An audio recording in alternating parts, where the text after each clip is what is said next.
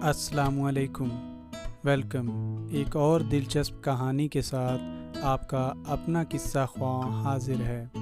मुझे उम्मीद है कि आपको हमारा कंटेंट अच्छा लग रहा होगा। हमारा मकसद पुरानी लोक दास्तानों, कहानियों और किस्सों को दोबारा से ज़िंदा करना है, ताकि आप सब पुराने कल्चर से ना सिर्फ वाकफियत हासिल करें बल्कि कुछ सीख कर अपनी ज़िंदगी को बेहतर बना सकें। हमारे इस सफ़र में आप सब हमारे हम सफ़र हैं और इसलिए ही आप सब की राय हमारे लिए बहुत अहम है। तो अपनी कीमती राय से हमें ज़रूर आगाह किया करें और वीडियो को लाइक, शेयर और चैनल को सब्सक्राइब करके घंटी के आइकन को दबा लें ताकि आप आने वाली वीडियोस मिस ना कर पाएँ। शुक्रिया। आज का किस्सा कदीम हिंदुस्तान के एक ऐसे जंगजू हुक्मरान का है जिसने अपनी बादशाहत को वुसअत देने के लिए कई खूनी जंगें लड़ीं। उसके सर पर जंगी जुनून सवार था। वो जो चाहता उसे हर कीमत पर हासिल कर लेता, ख्वाह वो कीमत हज़ारों लाखों इंसानों की जान की ही क्यों ना हो। लेकिन एक ऐसा मौका आया कि वो अपने हिर्स, हवस और जंगी जुनून को तर्क करके एक साधारण ज़िंदगी गुजारने लगा। ये किस्सा एक अजीम बदलाव की अक्कासी करता है। तो आइए बगैर किसी ताख़ीर के आज का किस्सा शुरू करते हैं। कौसमपुर गांव की फ़िज़ा में सूरज की तपिश ने हर चीज़ को भून डाला था। हवा में उड़ती हुई सुर्ख मिट्टी के ज़रात, खजूर के दरख्तों के पत्तों की सरसराहट और दूर से गंगा की लहरों की आवाज़, ये सब कौसमपुर की रोज़मर्रा की मौसीकी थी। सौदामा जो 18 साल का नौजवान संग तराश था, अपने बाप के बनाए हुए खुले वर्कशॉप में चूने के पत्थर के स्तून पर कुंदाकारी कर रहा था।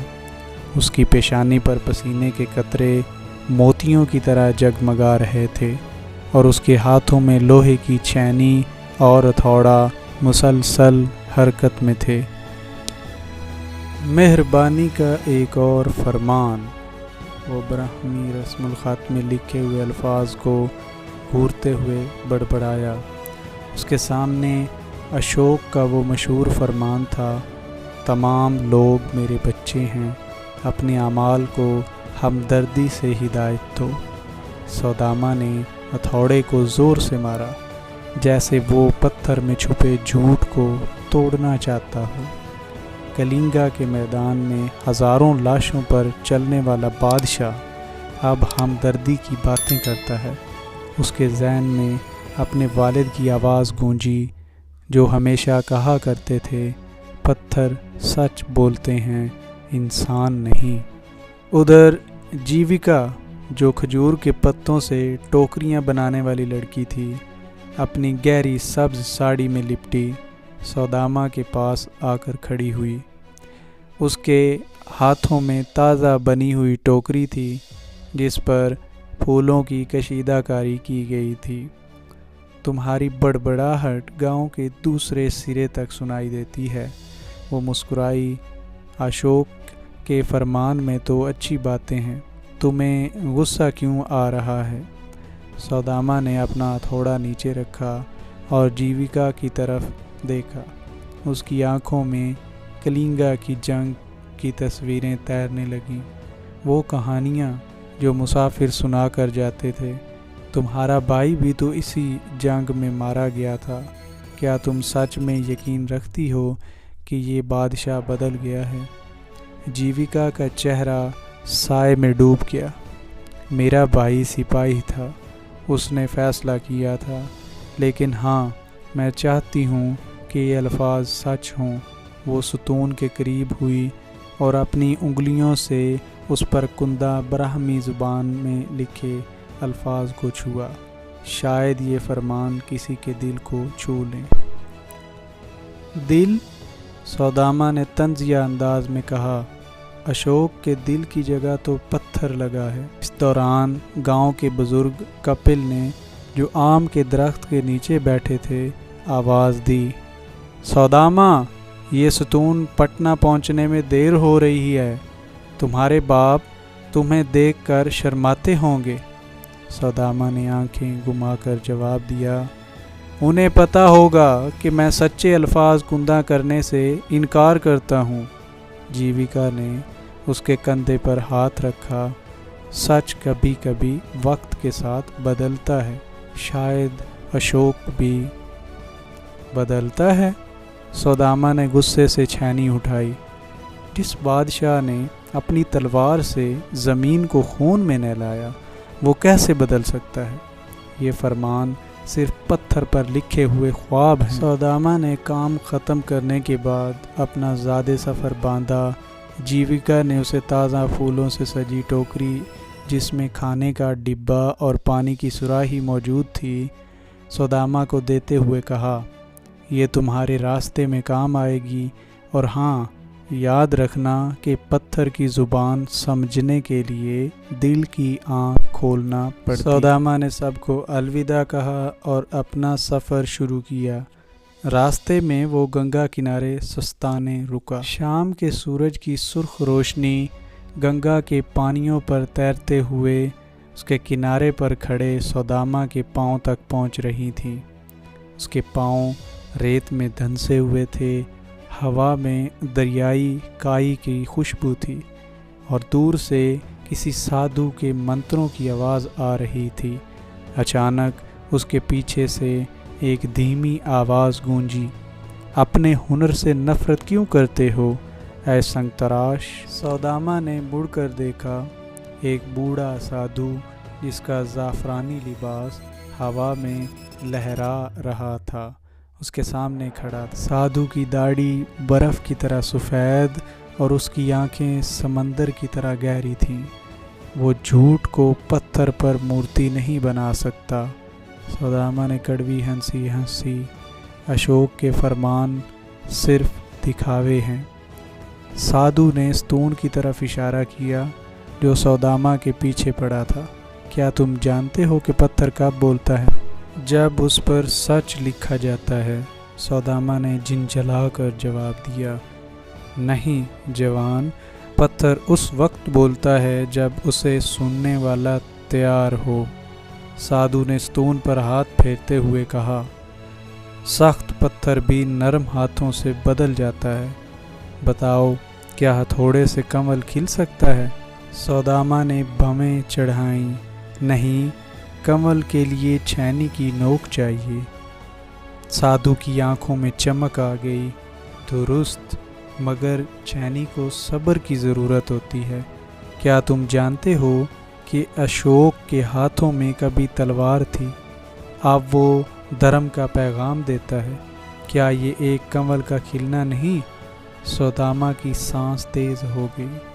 तुम ऐसे बोल रहे हो जैसे तुमने उसकी तब्दीली खुद देखी हो। साधु ने आसमान की तरफ देखा, जहाँ परिंदों का एक झुंड जनूब की तरफ परवाज़ कर रहा था। मैंने उस दिन देखा जब अशोक ने कलिंगा की जंग के बाद पहली बार अपनी तलवार तोड़ी थी। वो रोए थे। जवान, उसके आंसुओं ने ही मुझे यकीन दिलाया कि इंसान बदल सकता है। सौदामा का दिल धड़क रहा था, मगर ये सब कहानियाँ हैं। साधु ने अपनी लाठी ज़मीन पर टिकाते हुए कहा, पटना जाकर खुद देखो, वहाँ बादशाह मज़दूरों के सामने झुकता है। अगली सुबह सौदामा ने पटना की तरफ अपने सफ़र को फिर से जारी किया। उसकी पीठ पर कपड़े का एक थैला था जिसमें छेनी, हथौड़ा और जीविका की बनाई हुई टोकरी थी। रास्ते में ज़ायरीन के जत्थे, गाने वाले बख्शू और माल बर्दारी करते हुए हाथियों का हजूम था। एक चौराहे पर उसकी मुलाकात एक लंगड़े सिपाही से हुई जिसके चेहरे पर गहरे ज़ख्म थे और दाहिना पाँव लकड़ी के स्तून से बंधा हुआ था। तुम कहाँ जा रहे हो जवान? सिपाही ने खांसी भरी आवाज़ में कहा। पटना, अशोक के दरबार तक। سوداما نے جواب دیا۔ سپاہی کے ہونٹوں پر کڑوی مسکراہٹ پھیل گئی۔ اشوک، وہی بادشاہ جس کی وجہ سے میرا یہ پاؤں گیا۔ سپاہی کے ہونٹوں پر کڑوی مسکراہٹ پھیل گئی۔ اشوک، وہی بادشاہ نا جس کی وجہ سے میرا یہ پاؤں گیا۔ اس نے اپنا لکڑی کا پاؤں زمین پر ٹھوکا۔ کلنگا کی جنگ میں نے اس کے لیے لڑائی کی، ہزاروں مرے، مگر جب میرا بیٹا بخار سے مر رہا تھا تو اس کے بنائے ہوئے اسپتال نے اس کی جان بچائی۔ سوداما حیران تھا۔ تم اس سے نفرت نہیں کرتے؟ نفرت؟ سپاہی نے گہری سانس لی۔ جنگ کے بعد اس نے اپنے محلات کو شفا خانوں میں بدل دیا۔ ہاں جوان، یہ عجیب بادشاہ ہے۔ جنگ کرتا ہے، پھر زخموں کو سلائی سے بھرتا ہے۔ سوداما نے راستے بھر سپاہی کی کہانی سنی۔ جب وہ الگ ہوئے تو سپاہی نے اسے ایک چھوٹا سا کمل کا پھول دیا۔ یہ میری بیوی کی قبر پر اگا تھا، شاید تمہاری رہنمائی کرے۔ پٹنہ کا شہر اب قریب تھا۔ سفید پتھر کی دیواریں، ہاتھیوں کے مجسمے اور باغات کی خوشبو، سب کچھ سوداما کو حیرت میں ڈال رہا تھا۔ شہر کے دروازے پر ایک بھیڑ جمع تھی۔ ایک عورت چیخ رہی تھی، میرا بیٹا بیمار ہے، بادشاہ کے حکم کے مطابق مجھے ہسپتال لے جاؤ۔ سوداما نے دیکھا کہ محافظوں نے فوراً ایک بیل گاڑی بلوائی۔ اس کا دل دھڑکا، کیا واقعی یہ اشوک نے ایسے احکامات جاری کیے تھے؟ سوداما جب شاہی محل پہنچا تو اس نے دیکھا کہ شاہی محل کے سفید سنگ مرمر کے حال میں ہوا خوشبوؤں سے مہک رہی ہے۔ فرش پر بنے ہوئے کنول کے نقش، دیواروں پر سونے کے پھول، سب کچھ شاہی طاقت کی نمائش کر رہا تھا، مگر تخت خالی تھا۔ اشوک زمین پر بیٹھا تھا، جس کی پیشانی پر راکھ کا نشان تھا اور جسم پر سادہ کپڑے۔ ایک مزدور جس کے ہاتھ پتھر کی دھول سے بھرے ہوئے تھے، اشوک کے سامنے گڑ گڑا رہا تھا، مہاراج، ہماری مزدوری کا معاوضہ عطا کر دیا گیا ہے، ہم بھوکے مر رہے ہیں۔ اشوک نے اپنی آنکھیں بند کر لیں جیسے درد میں ہوں۔ تمہاری بات صحیح ہے۔ اس نے اپنے وزیر کی طرف دیکھا، جاؤ نگران کو معزول کرو اور اس مزدور کو اس کا حق دو۔ سوداما جو ایک کالم کے پیچھے چھپا ہوا تھا نے اپنی آنکھیں کھلی رکھیں۔ اس نے دیکھا کہ اشوک نے مزدور کے ہاتھ میں سکے رکھے اور کہا، امن سے جاؤ، ہمارے نظام میں کوئی ظلم نہیں ہوگا۔ پھر ایک اور واقعہ پیش آیا۔ ایک محافظ نے جھاڑو لگانے والے بچے پر چلاٹ مارنے کے لیے ہاتھ اٹھایا۔ اشوک فوراً کھڑا ہوا۔ رکو، اس کی آواز گرجتی ہوئی تھی، کیا تم جانتے ہو کہ یہ لڑکا ہمارے لیے کتنا اہم ہے؟ ہر انسان کا احترام کرو۔ اشوک نے اپنے ہاتھوں کو دکھایا جو زخموں اور چھالوں سے بھرے ہوئے تھے۔ دیکھو، میرے ہاتھ تمہارے ہاتھوں سے بہتر نہیں، ہم سب ایک ہی مٹی کے بندے ہیں۔ سوداما کے ذہن میں سادھو کی آواز گونجی، سخت پتھر بھی نرم ہاتھوں سے بدل جاتا ہے۔ سارے دن ہوئے یہ واقعات سوداما کو الجھن میں ڈالے ہوئے تھے کہ رات کے پچھلے پہر جب چاندنی نے باغ کو نہلایا، سوداما نے اشوک کو اکیلے ستونوں کے درمیان کھڑے دیکھا۔ بادشاہ ایک کالم کو چھو رہا تھا جیسے اس سے بات کر رہا ہو۔ تمہاری کھدائی بہترین ہے، اشوک نے ستون سے کہا۔ سوداما نے ہمت جمع کی اور سامنے آ گیا۔ مہاراج، اگر کام ہی سب کچھ ہے تو پھر پتھر پر مہربانی کے الفاظ کیوں لکھتے ہیں؟ اشوک نے پیچھے مڑ کر دیکھا۔ اس کی آنکھوں میں ایک عجیب تھکاوٹ تھی۔ تمہارا نام کیا ہے جوان؟ سوداما، میں وہی سنگ تراش ہوں جو آپ کے فرمانوں سے नफ़रत करता था। अशोक ने मुस्कुरा कर एक बेंच की तरफ इशारा किया। बैठो सौदामा, तुम्हारा सवाल अहम है। बादशाह ने अपनी कहानी सुनाई। कलिंगा की जंग के बाद की रातों में आने वाले डरावने ख्वाब, ज़ख्मियों के कराहने की आवाज़ें और उस लम्हे का दर्द जब उसने अपनी तलवार तोड़ दी थी। मैंने समझा था कि फ़तह ही सब कुछ है, मगर जब मैंने अपने हाथों से मरने वालों की आंखें बंद की तो पता चला हकीकी ताकत दूसरों की मदद में है, अशोक ने सौदामा से कहा। अशोक ने सतूनों की तरफ इशारा किया। ये फरमान मेरी शान के लिए नहीं बल्कि आने वाली नस्लों के लिए हैं। शायद कोई बादशाह ये पढ़कर हमदर्दी का रास्ता चुने। सौदामा की आंखें नम हो गई। मगर लोग आपको मुनाफिक कहते हैं। अशोक ने अपनी पेशानी पर राख का निशान दिखाया। मुनाफिक वो होता है जो अपनी गलतियों को छुपाता है। मैं अपने गुनाहों को अपने फरमानों में लिखता हूँ ताकि सब सीखें। कुछ दिन बाद कौसमपुर वापस पहुंचकर सौदामा ने सतून पर नए अज़्म से काम शुरू किया। अब उसकी छैनी हर लफ्ज़ को प्यार से तराशती थी। जीविका जो रोज़ टोकरी लेकर आती ने फ़र्क महसूस किया। तुम्हारे हाथों में सुकून है, क्या हुआ? जीविका ने सौदामा से पूछा। सौदामा ने कहा, मैंने देखा कि एक कमल कीचड़ में भी खिल सकता है। जब सतून तैयार हुआ तो सौदामा ने उसकी बुनियाद पर एक कमल का नक्श बनाया जिसके पत्ते गंगा की लहरों जैसे लग रहे थे। गांव वाले जमा हुए तो एक बच्चा चीखा, देखो ये फूल तो जिंदा लगता है।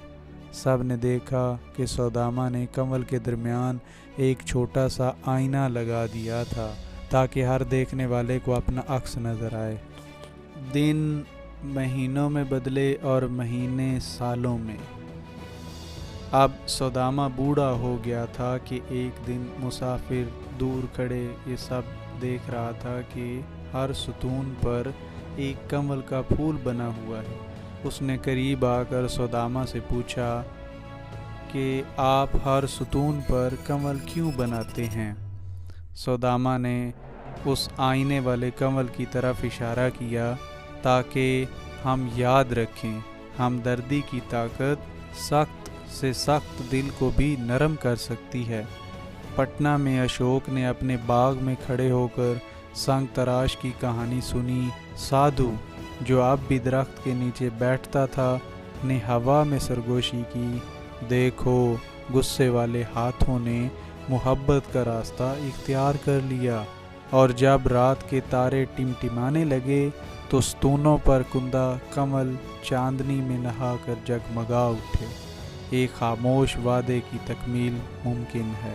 इस कहानी से हमें सबक मिलता है कि हमदर्दी की रोशनी तारीक तरीन माजी को भी उजालों में बदल सकती है।